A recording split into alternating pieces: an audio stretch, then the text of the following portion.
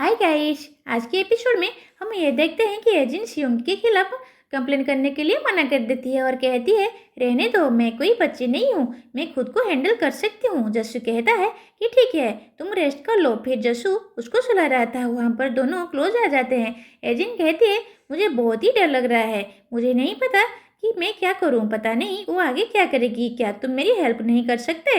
अगले दिन ageing school में आती है, उसकी दोस्त इसे बात कर रही थी और कहती है कि तुम्हें नहीं पता होगा कि कल क्या हुआ था, तुम पहले इसलिए गई थी, लेकिन सभी को पता चल गया है कि जियो क्या काम कर रहा है, कैसे बच्चों से पैसा लेता है, वो तो एक्सपोज हो चुका है। जिन बाद में जियो से मिलने के लिए आती है, हालांकि पहले सामने नहीं आती, लेकिन बाद में कहता है कि मैं यहाँ पर हूँ। जियो कह रहा होता है कि कल जो हुआ उसके लिए माफ कर देना, लेकिन मैं तुम्हारा नाम नहीं लिया।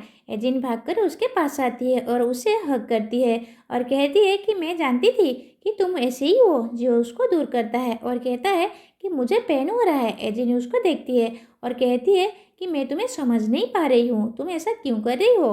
तुम्हारा पिता तुम्हें मारता रहता है, लेकिन तुम कुछ नहीं करते।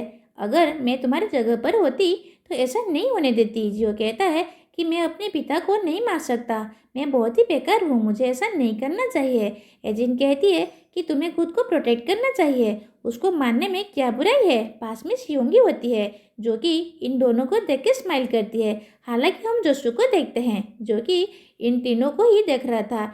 नेक्स्ट सीन में हम एजिन को कैफेटेरिया में देखते हैं। बच्चे से बात करते हुए बता रहे थे कि हमारे टीचर की शादी जल्दी होने वाली है, उसके लिए हम पैसा कलेक्ट कर रहे हैं। एजिन कहती है कि ठीक है, मैं भी पैसा देना चाहती हूँ। तभी एकदम से शियोंगी आती है और यहाँ पर कुछ गिरा देती है। बच्चे चिल्लाते हैं, कहते हैं कि तुम क्या कर रही हो। एजिन कहती है कि कोई बात नहीं, मैं ठीक हूँ। बाद में वो चली जाती है। उसके पास एक कॉल आती है जो कि जस्सू की होती है, लेकिन तभी शियोंगी आती है और कहती है कि मुझे पता चल गया है कि उसकी बस तुम ही हो, तुम दोनों मिलकर पैसे कलेक्ट करते हो। अब मैं इस बात को सभी को बता दूंगी, अब तुम्हारा कुछ नहीं हो सकता। एजिन देखती है, जस्सू भी आ जाता है। तभी जस्सू शियोंगी को बोलता है।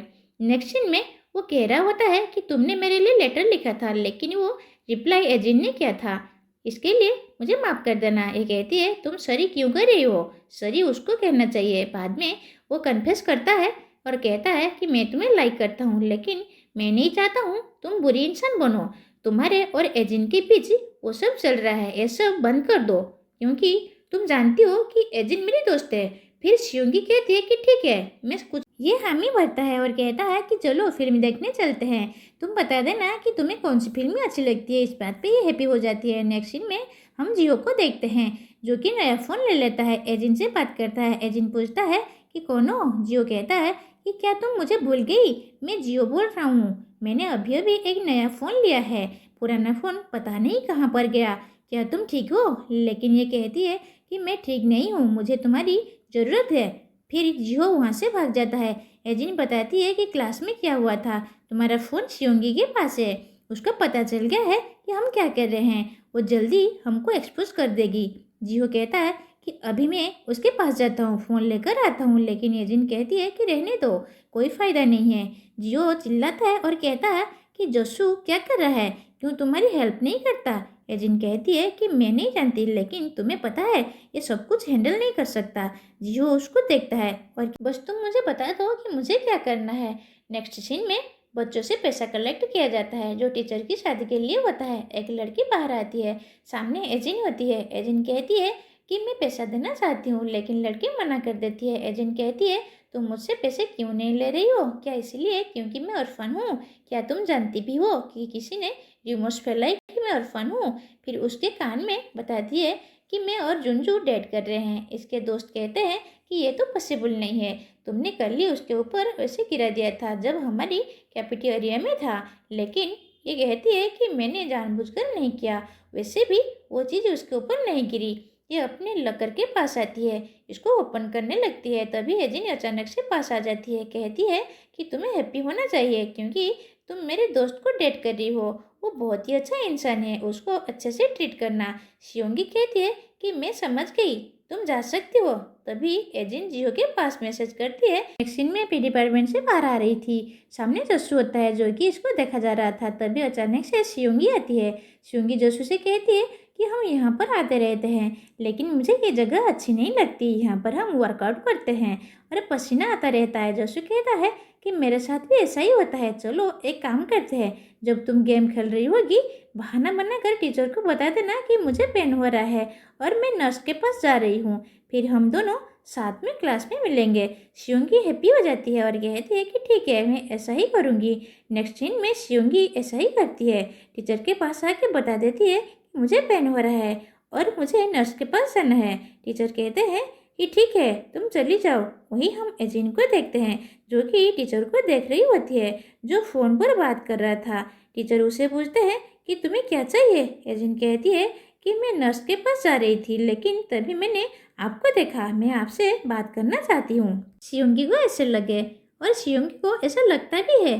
जसू और उसका दोस्त तो पी डिपार्टमेंट से बाहर आते हैं। उसका दोस्त कहता है कि आंखें देखने की बारी आज मेरी थी, लेकिन मुझे लग नहीं मिल रहा है कि कहाँ पर गया।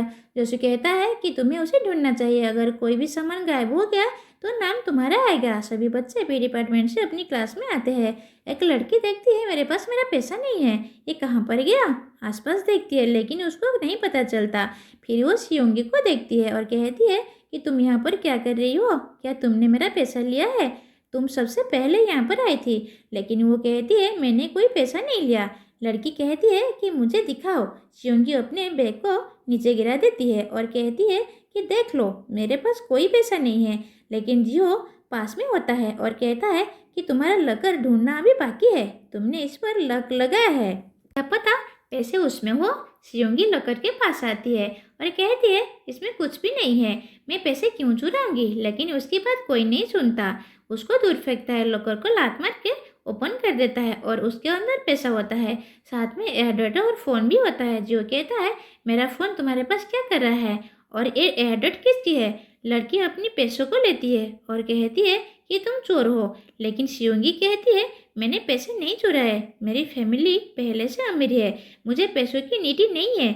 लेकिन कोई भी उसकी बातें नहीं सुनता। यहाँ पर एजेंट भी आ जाती है, जो उसको देखकर स्माइल कर रही होती है। शियोंगी चिल्लाती है और कहती है कि ये सब एजेंट ने किया है, ये सब इसका ट्रैप था और मैं उसमें फंस गई। ये इसको बता रही होती है कि जियो और एजेंट मिलकर ही पैसे कलेक्ट कर रहे थे। जियो कहता है कि तुम्हारे पास क्या प्रूफ है। इसने कह दिया था कि मैंने तुम्हारी चैटिंग देखी थी। वो कह रहा होता है क्या तुम मेरी जासूसी कर रही थी, ये फ़ोन लो देख लो, लेकिन उसमें कोई भी चैटिंग नहीं होती। शियोंगी फिर कहने लगती है कि एजिन और आर्ट टीचर का अफेयर चल रहा है, मैंने देखा था, उन्होंने एक दूसरे का हाथ पकड़े हुए थे और ट्रू लव के बारे में बात कर रहे थे।